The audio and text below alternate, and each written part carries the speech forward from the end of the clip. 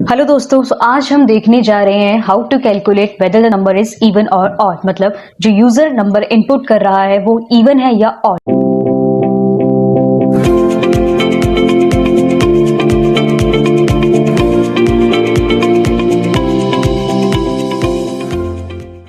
तो अब उसके लिए आपको पता होना चाहिए कि इवन क्या होता है और ऑड क्या होता है। तो इवन नंबर जो आपके होते हैं, जैसे कि अगर मैं कहूँ इवन नंबर, तो इवन नंबर आपके हो गए 2, 4, 6, 8, जो मतलब 2 से डिविजिबल होते हैं, वो आपके होते हैं इवन नंबर। अब अगर मैं बात करूं ऑड नंबर्स की, जो आपके 2 से डिविजिबल नहीं होते हैं, जैसे कि 1, 3, 5, 7, 9। अब आप देखोगे भी इसमें 2 का डिफरेंस जा रहा है, तो ये 2 से डिविजिबल नहीं होते हैं। तो कॉन्सेप्ट क्लियर है। अब अगर मुझे प्रोग्राम बनाना है, तो प्रोग्राम बनाने के लिए मुझे क्या क्या जरूरत होगी। सबसे पहली जरूरत होगी कि मुझे यूजर से कितने इनपुट लेने हैं। तो इसमें सिंपल है, मुझे एक बस वही नंबर यूजर से इनपुट कराना है जिसके लिए मुझे चेक करना है। तो एक ही नंबर मुझे यूजर से इनपुट कराना होगा। अब आपने पाइथन में अरिथमेटिक ऑपरेटर्स में मॉड्यूलस ऑपरेटर भी पढ़ा होगा, और इसका आउटपुट क्या होता है, जो हमारा रिमाइंडर होता है। जैसे अगर मैं डिवाइड करूं 4 को 2 से, तो 2 2 जा 4, और मेरा रिमाइंडर क्या बचा, 0। तो अगर मैं ऐसे लिखती हूं 4 मॉड्यूलस 2, तो इसका आउटपुट होगा 0। जो कि रिमाइंडर होता है वो इसका आउटपुट होता है।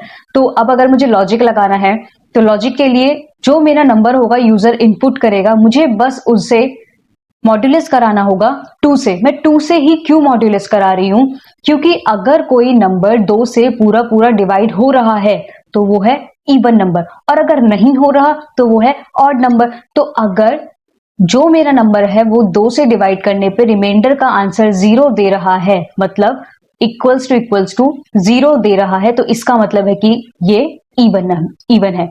और अगर जो मैं यूजर ने इनपुट दिया है उसको मैं 2 से डिवाइड कर रही हूं, मतलब मॉड्यूलस के थ्रू, तो अगर वो इक्वल नहीं है, मतलब नॉट इक्वल्स टू 0, तो इसका मतलब वो क्या है, ऑड।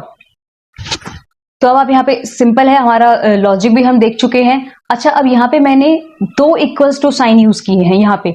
तो इसका क्या मतलब है, ये आपका नॉर्मल इक्वल्स टू वाला साइन नहीं है कि आप किसी के अंदर असाइन करो। असल में क्या होता है, आपके पास 2 ऑपरेटर्स होते हैं। एक आपका होता है इक्वल्स टू, जिससे आप नॉर्मल अरिथमेटिक आपका है, और ये है आपका अरिथमेटिक असाइनमेंट ऑपरेटर। ये बेसिकली ये क्या कर रहा है, अगर आप लिखते हो a इज इक्वल्स टू 4, तो ये 4 को a में इंसर्ट कर देगा। अगर आप लिख रहे हो a इज इक्वल्स टू 4, तो इसका मतलब है कि ये चेक कर रहा है कि क्या जो a के अंदर वैल्यू है वो 4 के बराबर है या नहीं। तो ये इक्वलाइजेशन चेक करने के लिए इस्तेमाल हो रहा है। तो इसीलिए हम यहाँ चेक कर रहे हैं कि ये 0 के बराबर है, या यहाँ पर चेक कर रहे हैं नहीं है। तो अब हम अपनी मूव करते हैं अपनी पाइथन स्क्रिप्ट में, जहां पे हम एक्चुअली कोडिंग करने जा रहे हैं। तो यहाँ पे सबसे पहले मुझे जरूरत पड़ेगी यूजर से इनपुट लेने की। तो मैंने इनपुट फंक्शन के थ्रू इनपुट लिया, और इसको ज्यादा मीनिंगफुल बनाने के लिए हम इसमें एक मैसेज पास कर देते हैं, एंटर नंबर। अब ये नम के अंदर वो जो नंबर यूजर इनपुट करेगा वो स्टोर हो जाएगा। अब जो इनपुट फंक्शन है वो रिटर्न करता है हमेशा स्ट्रिंग टाइप की वैल्यू, तो मुझे इसे कन्वर्ट करना होगा इंट टाइप में। अब इंट टाइप में कन्वर्ट में क्यों कर रही हूँ, क्योंकि मुझे इस पर अरिथमेटिक ऑपरेशंस परफॉर्म करने हैं चेकिंग के लिए। अब दूसरा ऑप्शन, हम इफ एल्स ऑलरेडी पढ़ चुके हैं, तो इफ हम सबसे पहले लगाएंगे, अगर नम के अंदर जो वैल्यू है उसका मॉड 2 से करने पर मुझे आंसर 0 के बराबर मिल रहा है, तो क्या प्रिंट हो जाए। तो मुझे प्रिंट भी कराना होगा इसको ज्यादा मीनिंगफुल बनाने के लिए। तो हम लिख देते हैं नम इज इवन।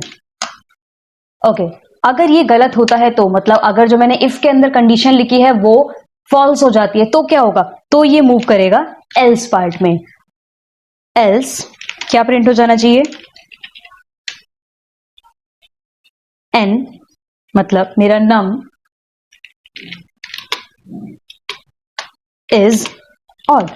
तो ये हमारा प्रोग्राम बन के रेडी हो चुका है। तो इसमें बेसिकली मैंने क्या करा है, अगर नम को 2 से मॉड कराने पर मुझे 0 मिल रहा है तो मेरा नंबर इवन है, नहीं तो मेरा नंबर ऑड है। तो अब हम इसे चलाकर भी देख लेते हैं। तो मैंने प्रेस किया F5।